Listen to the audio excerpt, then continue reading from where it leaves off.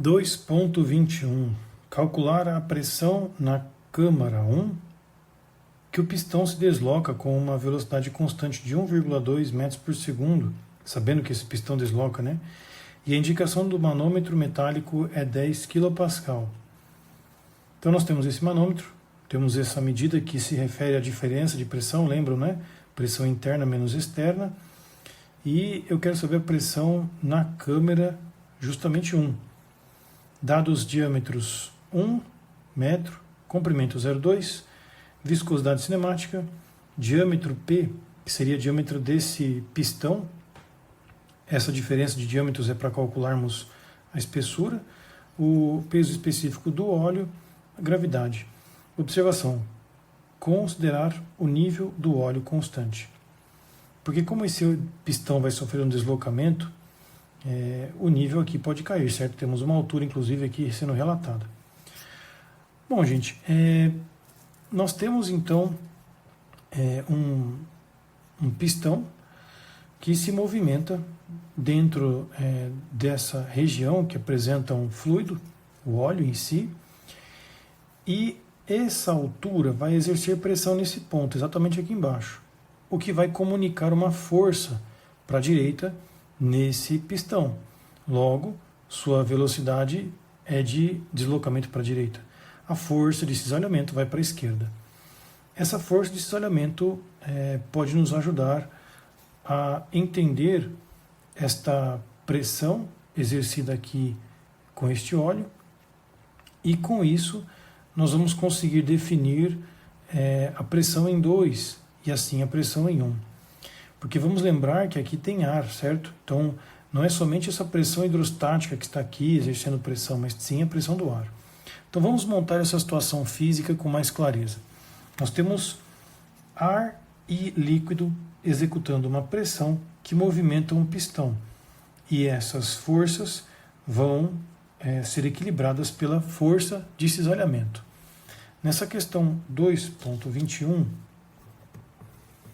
a descrição física seria a seguinte, então. Nós temos um ponto, aqui nós vamos chamar de P, deixa-me pôr aqui um PX, em que existe ar e existe um óleo. Essas duas pressões podem ser somadas aqui em PX.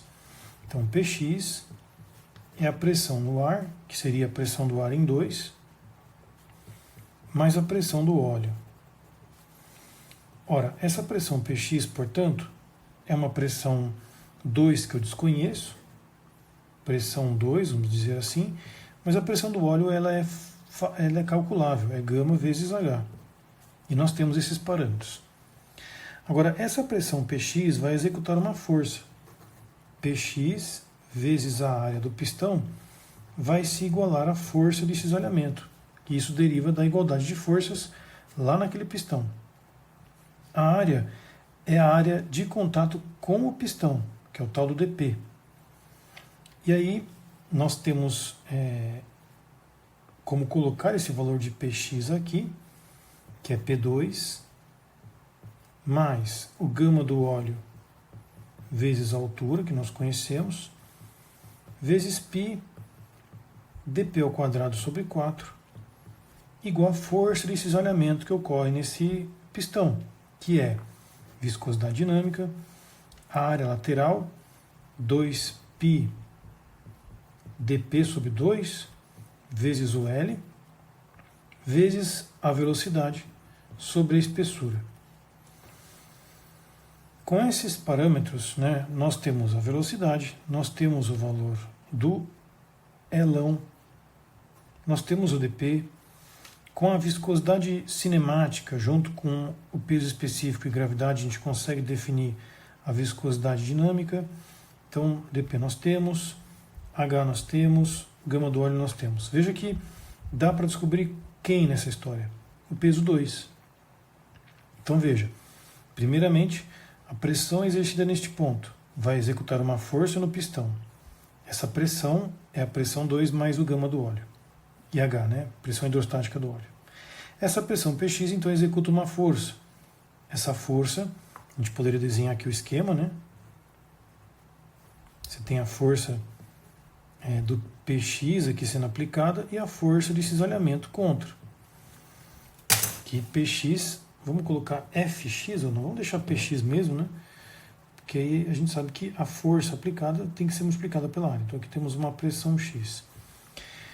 Então, inicialmente, esse desenho aqui em cima representa essa equação. Esse desenho agora representando essa equação. Com o valor de P2, eu consigo terminar a questão, porque no manômetro, a pressão do manômetro é a pressão interna, que é o próprio P2, menos a pressão externa, que é o P1, que nós queremos. Ele dá essa diferença, diz que é 10 kPa, 10 vezes 10 a terceira. Então esse é o plano de meta. A gente vai descobrir com os dados aqui o valor do P2, eu só preciso voltar aqui e achar P1, que aí P1 vai ser igual a P2 menos 10, 10 a terceira. Feito isso, então, a gente já pode cair dentro das contas. O valor da viscosidade dinâmica, sendo viscosidade cinemática vezes ρ, peso específico ρ vezes G. Se nós fizermos aqui o rearranjo matemático facinho, a gente consegue perceber que essa é a fórmula da viscosidade dinâmica. Então já vamos calculá-la. A viscosidade cinemática, 1 10 a menos 3, vezes 8 10 a terceira, dividido por 10. 0,8 de novo, nosso gama do óleo. Perdão, gama não, mas a viscosidade dinâmica. E aí, poderíamos até trabalhar com os dados separados, mas vamos tentar jogar tudo aqui. O gama do óleo, 8 10 a terceira, vezes a altura 2 metros informada no desenho. O valor do π, dp, que é 0,998, tudo isso ao quadrado sobre 4, é igual a 0,8 vezes, corta aqui esse 2, vai ficar π, vezes 0,998, vezes o L, que vale 0,2, vezes a velocidade, 1,2, e a espessura, que é dado pela diferença de diâmetros, uma continha à parte, né? Vamos executá-la aqui rapidinho. Seria d menos dp sobre 2. Então, 1 menos 0,998 sobre 2. Como isso aqui vai dar 0,002, 0,001. Ok? Ou 1, 2, 3, 1 10 a menos 3. Vamos lá, né? Não vou cair no erro aqui de não conferir. Então, 1, 10 a menos 3. Feito tudo isso, corta-se o valor do π, arranca-se o valor do dp, que sobrou 1 aqui. Bom, agora é só trabalhar para achar o valor do P2. Vamos lá. Então, vamos deixar aqui as coisas separadas. Como é que vai funcionar essa conta? Eu vou pegar 0,8, vou multiplicar por 0,2, multiplica por 1,2, divide por 1, 10 a menos 3. Aí vou passar 4 multiplicando, passo a dividir no 0,998 e dá um igual. Isso tudo tem que vir subtraído de 16, 10 a terceira. E esse que vamos chegar a uma pressão de menos 15.230,47, 46 Pascal. Uma pressão negativa. Até aí, sem problemas, gente. Porque é uma pressão efetiva, não é uma pressão absoluta. Agora nós temos que acondicioná-la ou somá-la com aqueles 10 a terceira. Mas não somar, né? Vou subtrair. Vai ficar mais negativo ainda, P1. Então esse valor, menos 10, 10 a terceira, 25, 230,230 quilopascal. E negativo, hein? Diga-se de passagem.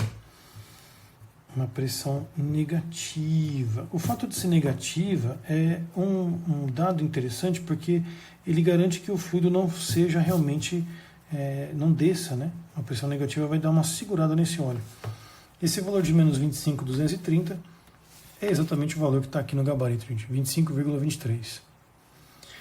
Então, qual que era o detalhe da questão? Fazer essa interpretação do desenho. Existem pressões sendo exercidas. Pressão do ar, pressão do líquido. Essa pressão é aplicada nesse ponto. Lei de Pascal, né? E esse ponto vai exercer pressão também aqui. Pressão essa em todo o nosso diâmetro do pistão. Como esse pistão sofre essa pressão, a força de cisalhamento tem que vir contra. Essa igualdade se impõe, visto que a força resultante é zero. Velocidade é constante, CTE. Com essa igualdade associada a essa pressão, a gente consegue descrever o P2 e a equação do manômetro de novo, né? Pressão do manômetro é P2 menos P1, ou a pressão interna menos a externa. Esses exercícios, nessa sequência, tentam trabalhar esses conceitos físicos associados a algumas propriedades, né, dos fluidos. Agora nós vamos entrar numa outra série de exercícios, um pouquinho mais complicadas.